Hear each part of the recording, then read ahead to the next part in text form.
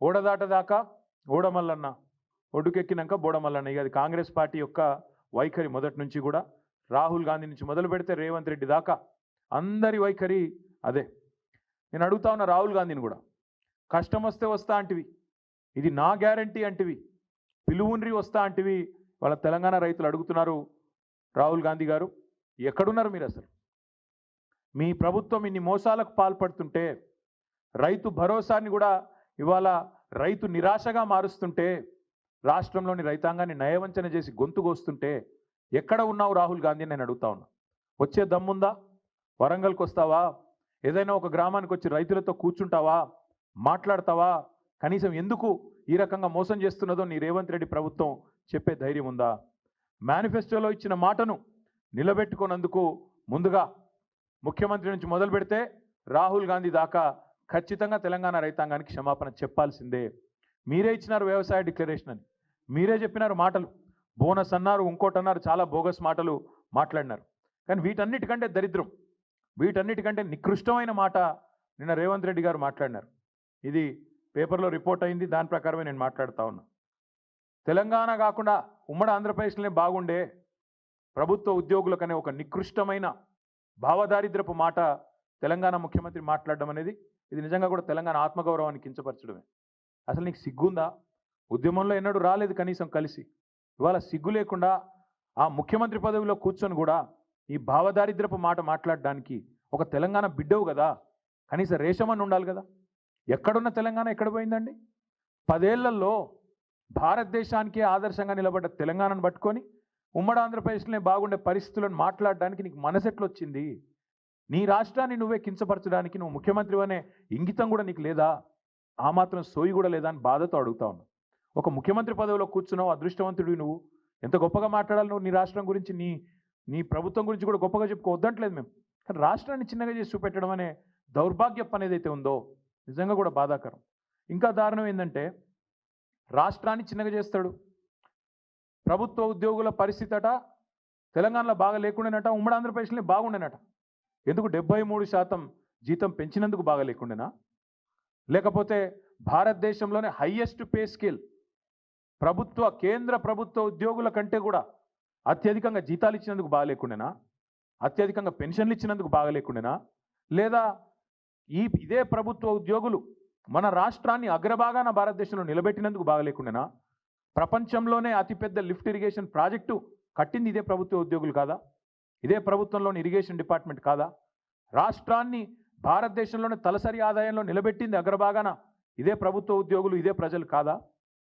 రాష్ట్రాన్ని వ్యవసాయంలో ఇబ్బడి ముబ్బడిగా ఉత్పత్తులు వచ్చినాయంటే ఒకవైపు వ్యవసాయ శాఖ అధికారులు, తెలంగాణ రైతులు అందరూ కలిసి కష్టపడితేనే కదా ఫలితాలు వచ్చినాయి.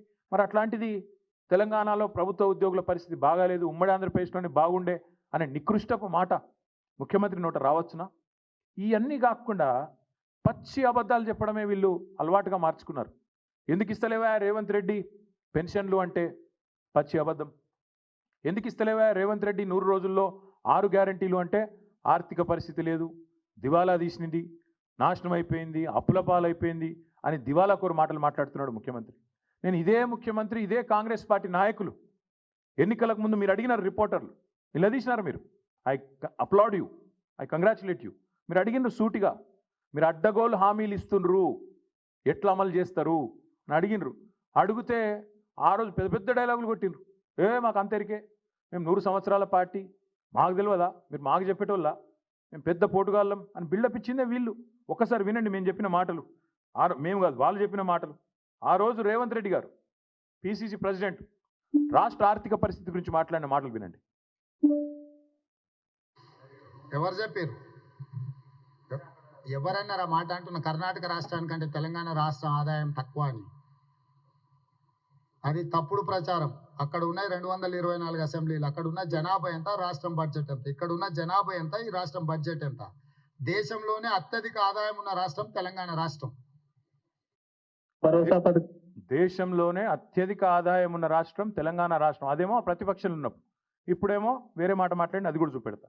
బట్టి విక్రమార్క గారు ఇవాళ deputy chief minister and also Nishant sir, మీరు రాష్ట్ర ప్రజల కోసం రకరకాల హామీలు ఇచ్చారు. కానీ ఆ హామీలు నెరవేర్చడానికి అయ్యే ఖర్చు ఇప్పుడు రాష్ట్ర ఆదాయం కన్నా మూడింతలు ఉంది. అది రాష్ట్ర లయబిలిటీస్ మీద, రాష్ట్ర అప్పు మీద భారం పడుతుంది. అంటే ఏ యువత కోసం మీరు ఇన్ని హామీలు ఇచ్చారో చివరికి వారి మీదే భారం పడుతుంది కదా. మీరు దీన్ని ఎలా సాల్వ్ చేద్దాం అనుకుంటున్నారు? ముందు ప్రజలకు మేలు చేయాలనేటువంటి సంకల్పం చాలా ముఖ్యమైనది. రెండు ఆదాయాలను సమకూర్చుకోవటంలో అపారమైనటువంటి అనుభవం ఉన్నటువంటి కాంగ్రెస్ పార్టీకి ఇది పెద్ద సమస్య కాదు. ఈరోజు రాష్ట్రంలో తీసుకొచ్చినటువంటి 5 లక్షల కోట్ల అప్పుల్లో ఈ కాళేశ్వరం మీద ఖర్చు పెట్టినటువంటి ఆ 80,000 కోట్ల 1,00,000 కోట్ల మధ్యలో ఉన్నటువంటి సంపద ఇప్పుడు అది అవసరం లేదు. రేపొద్దున భవిష్యత్తు 50,000 కోట్ల రూపాయల పేరు మీద మీరు మిషన్ భగీరథ కోసం ఖర్చు పెట్టినటువంటి ఖర్చు కూడా ఇప్పుడు రాబోయే కాంగ్రెస్ ప్రభుత్వాలకి అవసరం లేదు. ఇటువంటి వాటన్నింటినీ జాగ్రత్తగా పోగేసుకుంటూ దోపిడీకి గురి కాకుండా జాగ్రత్త ఫిల్ఫ్రేజ్ చేసి ఆదాయాన్ని పెంచుకొని ఆ వనరులతో ఈ సంక్షేమ కార్యక్రమాలు చేయడానికి మంచి అవకాశం ఉంది. నెంబర్ 1. కాబట్టి చాలా చక్కగా దోపిడీకి గురి కాకుండా చేయొచ్చు, కడుపు కట్టుకుంటే అయిపోతుంది, మాకు తెలివి ఉంది, అసలు ఇంకా కొత్త అప్పులు అవసరం లేదు చెప్పిన సుద్దులు డిప్యూటీ సీఎం గారు అన్నాడు. చాలా గొప్పగా చెప్పిన సుద్దులన్నీ కూడా మీ కళ్ళ ముందు ఉన్నాయి. ఆ రోజు ఇంకొక అబద్ధం కూడా ఇవాళ చెప్తున్నది అబద్ధం అనడానికి. ఆ రోజు 5 లక్షల కోట్లు అని చెప్పిండు ఆయన. మొదలు 10 సంవత్సరాల పాటు అసెంబ్లీలో ఉన్నాడు, ప్రతి బడ్జెట్ స్పీచ్లు విన్నాడు, ప్రతిసారి బడ్జెట్ చర్చలో అప్రాప్రియేషన్ చర్చలో పాల్గొన్న బట్టి గారు ఆ రోజు 5 లక్షల కోట్లు అన్నాడు. ఇప్పుడు రేవంత్ రెడ్డి గారితో సావాసం చేసి డిప్యూటీ సీఎం అయినాక అప్పు సడన్గా 7 లక్షల కోట్లు అయింది, 8 లక్షల కోట్లు అయిందని చెప్పి అడ్డగోలుగా మాట్లాడుతున్నాడు. ఇక ఇంకొక ఆయన ఉన్నాడు మహానుభావుడు కోమటిరెడ్డి వెంకటరెడ్డి గారు. ఇక ఆయన చాలా గొప్పగా చెప్పినప్పుడు ఎట్లా చేస్తారా మీరంటే ఆయన చెప్పింది అది కూడా వినండి. కాబట్టి మేము ఇచ్చిన స్కీమ్స్ చాలా ఈజీగా 100 రోజులలో అమలు చేస్తామని ఇంత ఈజీగా చెప్తున్నాం మేము. అంటే మాకు లెక్కలు లేకుండానే 5 times మీ ఎమ్మెల్యే, మినిస్టర్, ఎంపీగా ఉన్నాను. మేము చెప్తాం 100 days చూస్తున్నామే అయిపోతాయి. ఇప్పుడు ఆర్టీసీ బస్సెస్ ఫ్రీ పోతున్నాయా? గృహలక్ష్మి స్టార్ట్ అయిందా? కర్ణాటకలో మా దగ్గర మహాలక్ష్మి స్టార్ట్ అవుతుందా? గృహలక్ష్మి మహాలక్ష్మి ఫస్ట్ మంత్ స్టార్ట్ చేస్తాం. అక్కడ రైస్ షార్టేజ్ ఉండి బయట స్టేట్లో కొని ఇచ్చే వరకు ఒక్క స్కీమ్ లేట్ అయింది, అది కూడా ఇప్పుడు స్టార్ట్ అయింది. మా దగ్గర అన్ని ఉన్నాయి కదా, ఇన్కమ్ పెరుగుతుంది. బతుకులు ఇచ్చే తెలంగాణ ప్రతి ఒక్కరికి 5 లక్షలు సొంత ప్లేస్ ఉంటేనేమో 5 లక్షలు, లేకుంటే ప్లేస్ ప్లస్ 5 లక్షలు ఫస్ట్ 100 days లోనే అలాట్ చేస్తాం. ఇవంతా కలిసి బడ్జెట్ ఎంత తెలుసా? ఆయన 10 లక్షలు ఇచ్చే దళిత బంధు వాళ్ళ నాయకులకు దోషి పెడుతుంది, బీసీ బంధు అవన్నీ పెడితే ఈ స్కీమ్స్ అన్నీ అయిపోతాయి. 10 లక్షలు ఇచ్చే దళిత బంధు బంద్ చేయాలి, బీసీ బంధు బంద్ చేయాలి. 100 రోజుల లోపలనే ఇల్లు లేని వాళ్ళకి ఇండ్లు ఇస్తాం, ప్లాట్ కూడా లేకపోతే ప్లాట్ ఇస్తాం, మీదికి 5 లక్షలు ఇస్తాం, 100 రోజుల లోపలనే ఇస్తాం. ఇవన్నీ వీళ్ళు మాట్లాడిన మాటలు, వీళ్ళు చెప్పిన హామీలు. బాధ ఎక్కడ అనిపిస్తుంది అంటే, సరే ఓట్ల కోసం ఇష్టం వచ్చినట్టు నోరు ఎట్లా ఉంటే అట్లా నారికి ఎంత వస్తే నోటికి ఎంత ఇస్తంత మాట్లాడినారు. కానీ ఇవాళ బాధ్యతాయుతమైన పదవుల్లో కూర్చొని మంత్రులుగా, ఉప ముఖ్యమంత్రిగా, చీఫ్ మినిస్టర్గా ఇవాళ మాట్లాడుతూ ఆర్థిక పరిస్థితి బాగాలేదు అని చెప్పడానికి సిగ్గనిపిస్తలేదా? బాగాలేనిది ఆర్థిక పరిస్థితి కాదు, మీ మానసిక పరిస్థితి బాగాలేనిది. మీ మానసిక పరిస్థితి బాగాలేదు. మీకు ఇక్కడ గుజ్జు లేకపోతే మేమేం చేస్తాం దానికి? మీకు తెలివి లేదు, రాష్ట్రాన్ని నడిపే తెలివి లేదు, పరిపాలన చేత కాదు. కాబట్టి నోటికొచ్చిన వ్యాఖ్యానాలు చేస్తూ ఉన్నారు.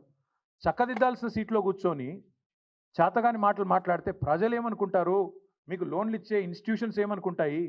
దేశంలోని మిగతా పార్టీలు ఏమనుకుంటాయి? మిగతా రాష్ట్రాలు ఏమనుకుంటాయి అనే కనీస సోయి కూడా లేదా? అసలు మిమ్మల్ని కూర్చోబెట్టింది ఎందుకు? ఆ 420 హామీలు మీరు ఏదైతే ఇచ్చినారో వాటిని అమలు చేయండి అని. కానీ మీరేం చేస్తున్నారు? అర్జెంటుగా కేసులు పెట్టండి, రాష్ట్ర ఆత్మగౌరవాన్ని దెబ్బతీయండి, మార్పు పేరిట వేల కోట్ల రూపాయలు ఖర్చు పెట్టండి, పనికిమాల పనులు చేస్తూ టైంపాస్ చేయండి అనా మిమ్మల్ని కూర్చోబెట్టింది? అక్కడ కాదు కదా. రైతు భరోసా ఏది? 6 గ్యారంటీలు ఏది?